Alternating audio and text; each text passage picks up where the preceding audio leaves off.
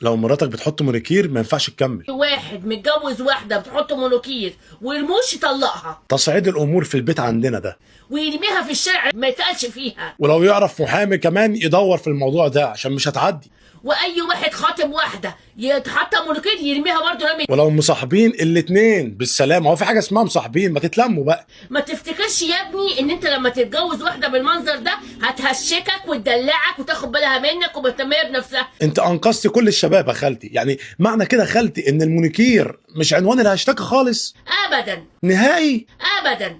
بعد كده هتطلع عينك، هتبقى بقى الغازيه راحت الغازيه جت. الغازيه؟ لا لا، الا ده الواحد ما حلتهوش الا كرامته والايربودز بتاعته عشان بتنفع في المواصلات.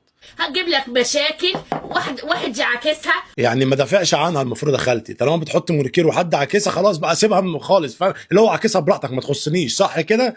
ايه المنطق ده خالتي؟ واحد يضايقها وهي هيبقى على مزاجها وهواها بقى. يعني اللي بيعكسوا البنات دول في الشارع، البنات اصلا موافقه؟ يا لهوي، ده المونيكير ده طلع بيعمل حاجات عشان انت قال ايه تغير عليها. انا كنت تايه عن الموضوع ده فين يا خالتي. طب المونيكير ماشي انا معاكي، طب الرموش يا خالتي، هل الرموش بقى موضوع رئيسي في القصه دي كلها ولا نطلق بدري بدري؟ وهي زي النسناء ولا شكل ولا منظر. صح يا خالتي، وعلى راي المثل حط المونيكير سيد يبقى عبير. ايه المثل ده؟ اصل هما لو ما حطوش الكلام ده محدش هيبص لهم. بالعكس يا خالتي، في ناس يا خالتي بتحب البنت تبقى من غير ميك اب خالص، ولا خلاص انا اقتنعت يا خالتي، بلاش مونيكير يا جماعه. هتجيب لك بقى وجع قلب ومشاكل، هتبقى وني كده في الشوارع بقى عايزه تتفسح وتخرج وتروح وتيجي. نعم توين؟ لا انا عايزه تروح انما تيجي لا، وانا فاضي بقى تروح ماشي، لكن تيجي لا يا خالتي.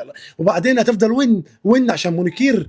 يا لهوي، ده طلعت القصه كبيره قوي. ده البنات اللي بتون دي اتاري السبب المونيكير، انا ما اعرفش كانت تايه عني فين دي. وتبهدلك وتفلس جيبك. لا لحد هنا بقى وستوب الا جيبي. انت عايز كده، انت حر.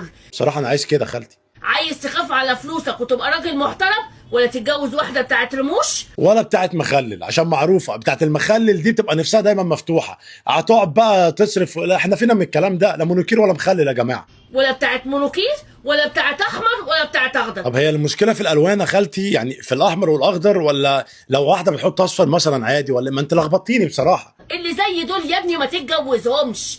تمام يا خالتي، تمام. انت خالتي خلي بالك جبت الموضوع من اللب بتاعه، سواء ابيض او اسمر. واللي خاطب واحده يسيبها. الشبكه عشان مش عايز اعمل مشكله، الشبكه تيجي دلوقتي. واللي متجوز واحده بتحط الحاجات دي يطلقها ويريح دماغه. ما المشكله في القايمه يا خالتي. طب انا عشان المونيكير يعني يا خالتي اغرب نفسي في القايمه؟ لا تحط مونيكير مش مهم يا خالتي، واذا كان على المحاضر ما فيش اكتر منها. اشتري نفسك يا ابني، العمر مش بعزقه. انا ازاي حاجه زي دي كانت فايته عني؟ يا لهوي، المونيكير اللي بيعمل ده كله المونيكير. امال الاينار البتاع ده بيعمل ايه؟